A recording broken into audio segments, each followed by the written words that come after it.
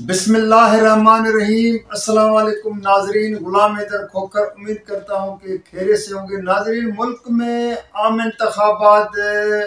होने जा रहे हैं, लेकिन अभी तक इन इंतखाबात के हवाले से कि एक चीज़ जो है वो क्यों वाज़ेह नहीं हो रही है कि इंतखाबात होंगे या नहीं होंगे। लेकिन साथ में मुल्क में टू पार्टी जो एक सिस्टम है कि जो माजी में रहा है कि दो पार्टियों, कभी कौन सी पार्टी इक़्तिदार में होती है, कभी कौन सी पार्टी इक़्तिदार में रहती थी, तो इनका तोड़ कहाँ से निकाला गया था। और एक मरतबा फिर ये चीज़ दोबारा कही जा रही है कि टू पार्टी जो है मुल्क में एक मरतबा फिर मंजर आम पे आने को है। तो ये सब चीज़ें क्या हैं, इन तमाम चीज़ों पर आप लोगों के साथ बातचीत शेयर करने से पहले मैं तमाम नाजरीन से रिक्वेस्ट करता हूं कि आप मेरे इस व्लॉग को लाइक भी कीजिएगा, शेयर भी कीजिएगा, सब्सक्राइब भी कीजिएगा और कमेंट्स ज़रूर आप जो भेजा करें। नाज़रीन, आपको पता है कि गुज़श्ता रात जिस तरह सुप्रीम कोर्ट ने बल्ले का निशान पीटीआई के से छीन लिया और जो अपना एक फैसला रात की तारीखी में जारी किया था, उसके बाद बहुत से तबसरे चल रहे हैं सोशल मीडिया हो, बाकी जगहों पे, इवन सियासी पार्टियों के अंदर भी चल रहे हैं। तो साथ में पीटीआई की जो बानी क़यादत है, अब तो बानी खैर तो वो नहीं रहा है, वो दोबारा उसी जो पार्टी का चेयरमैन भी है जो कैदी है, लेकिन साथ में उनके जो इंट्रा पार्टी में जो चेयरमैन मुंतखब हुए थे बैरिस्टर गौहर, उनका दावा है कि हमारे पास प्लान सी भी मौजूद। अब वो प्लान क्या है वो वक्त के साथ तो सामने आ जाएगा। लेकिन आज बिलावल भुट्टो जरदारी ने डेरा मुराद खान जमाली में जो वहाँ पे जलसियाम से खिताब किया है,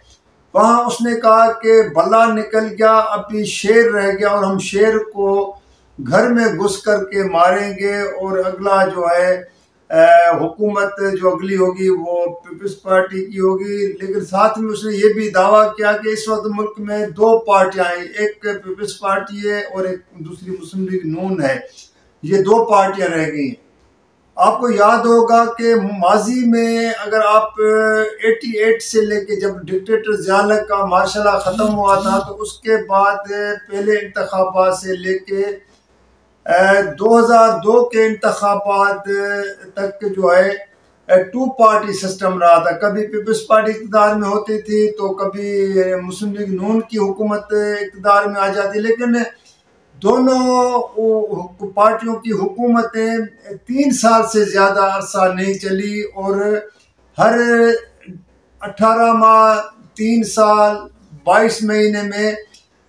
दोनों दो मरतबा हुकूमतों को घर भेजा गया था उस वक्त,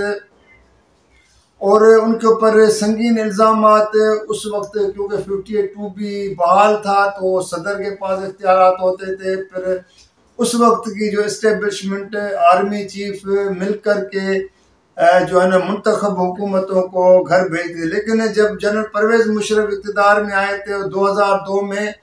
काफली का वजूद डाला गया और उस बुनियाद पर 2002 के इंतखाबात में काफली ने इक़्तिदार में आ गई और ये दो पार्टियां जो थी पीपल्स पार्टी मुस्लिम लीग नून, ये अपोजिशन में चली गई। उसके बाद फिर आप लोगों को याद है कि 2018 के इंतखाबात में पीटीआई का वजूद आ जाता है और इमरान खान 2018 के इंतखाबात में मुल्क में जो है एक मुल्क का वज़ीर-ए-आज़म मुंतखब हो गया और 3 साल से ज़्यादा अरसा, पौने 4 साल उसने भी अपना गुजारा। लेकिन उसकी हुकूमत भी नहीं चली। लेकिन उस वक्त जो है उसकी जो हुकूमत के खिलाफ या जो था वो इत्तेहाद था पीपल्स पार्टी, मुस्लिम लीग नून और दीगर जमायतों का, और जिसके नतीजे में फिर इमरान खान के खिलाफ अदम एतमाद की तहरीक कामयाब हुई और जिसके नतीजे में उसको घर जाना पड़ा। लेकिन उस वक्त जब इक़्तिदार में आने से पहले जो है मुस्लिम लीग नून के जो अपना सरदार अयाज सादिक है, उसने मशहूर एंकर नदीम मल्लिक को एक इंटरव्यू दिया, जो मेरे पास ये वीडियो अभी मेरे पास आई है, तो ये पहले सुने वो क्या कहता है। अगर वो क्लिप को सुने ना तो आपका मुझे क्लिप दोबारा चलाना पड़ेगा। जरूर चलाइएगा। आपने उस वक्त जनरल बाजवा के लिए ये अल्फाज मैंने कहा जनरल बाजवा भी वहाँ पे मौजूद थे। आप भी का इजाफा कर रहे हैं। क्लिप देख लें, क्लिप देख लें, clip. Chief of army staff तशरीफ लाए, पैर कांप रहे थे, पसीने माथे पे थे। अभी आपने नाजरीन ये बात सरदार अयाज सादिक वो जो 2013 के इंतखाबात में नेशनल असेंबली के स्पीकर है, वो उस वक्त के आर्मी चीफ के लिए जो फौज का सुपर सालार था, उसको उसके बारे में फरमाते हैं कि उनके टांगे कांप रही थी और सर पर जो है वो उस पे चेहरे पे उनके पसीने थे, या जो भी उसने ये बातें कही हैं, लेकिन बाद में वो अपनी बातों से मुकर जाए। तो हमारे सियासतदानों का ये एक वतीरा बन जाता है, जब इक़्तिदार से बाहर होते हैं तो या तो वो इस्टेब्लिशमेंट के जाके उनको मिन्नतें करते हैं इक़्तिदार में आने के लिए दोबारा, या फिर उनके बारे में इस तरह की बात जब करते हैं तो उनको ये याद नहीं पड़ता। बाकी वो से नवाज शरीफ माजी में जब ये 2 पार्टी सिस्टम जो आज बिलावल ने कहा है कि, तो उस वक्त नवाज शरीफ बहुत कुछ अल्फाज कहते थे मोहतरमा बेनज़ीर भुट्टो शहीद के बारे में जब वो जिंदा थी। इवन पीपल्स पार्टी वाले आसिफ जरदारी या अब जो क्योंकि बिलावल भुट्टो ये दूसरी मरतबा इंतखाबी मुहिम चला रहे हैं,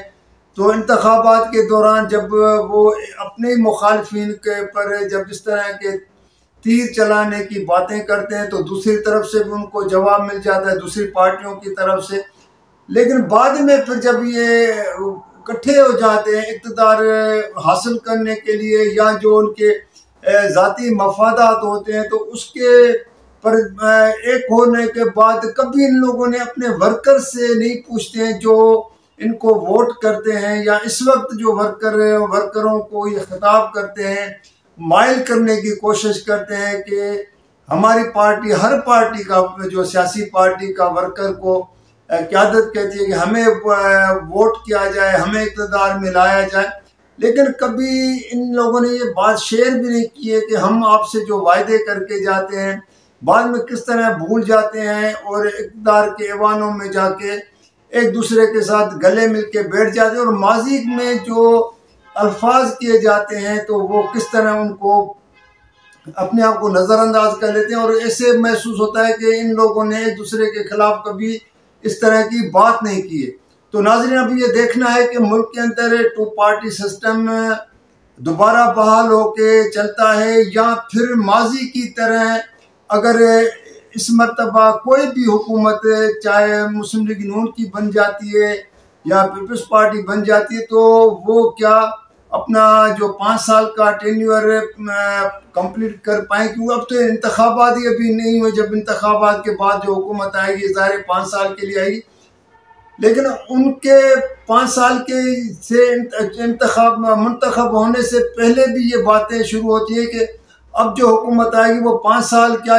15 महीने 16 माह भी जो है ना मुकम्मल नहीं कर पाई। ये क्यों बातें हो रही है? तो क्या दोबारा जो 2 पार्टी सिस्टम वही जो पहले नाकाम हो चुका है, अब दोबारा अगर ये आ जाता है तो दोबारा नाकाम होगा? ये वक्त के साथ बात हो, साबित चीज़ें आगे जाके साबित होती हैं कि क्या ये सही है या गलत है। लेकिन आज के लिए यही तबसरा था आप लोगों के साथ बातचीत शेयर करने का। कल फिर किसी और मौजू के साथ मैं आप लोगों के साथ बात भी शेयर करूंगा, और एक और मेरे आइडियाज़ मेरे जहन में है वो आप लोगों के साथ इम्पॉर्टेंट चीज़ शेयर करूंगा जिस पे आपके कमेंट्स ज़रूर चाहिए। तो आप इजाज़त दीजिएगा। अल्लाह हाफ़िज़।